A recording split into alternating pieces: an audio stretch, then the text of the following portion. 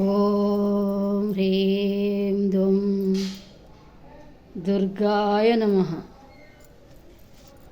భార్యాభర్తలు అన్యోన్యంగా మంచిగా ఉన్నప్పుడు ఏ గొడవ లేదు.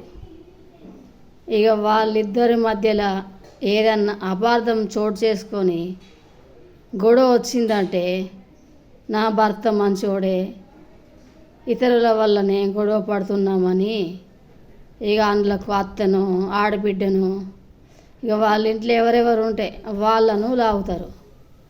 మంచిగా ఉన్నప్పుడు మీరిద్దరు ఎట్లుంటారో గొడవ పడ్డప్పుడు కూడా మీరిద్దరే తేల్చుకోవాలి. అందులోకి వేరే వాళ్ళను లాగడం ఎందుకు? తప్పు కదా. అలా ఎప్పుడూ చేయకండి. అందరితోని మంచిగా ఉండండి. ఫ్యామిలీ అన్నప్పుడు ఒకరితోని ఒకలాగా ఉండకండి. కాదంటారా?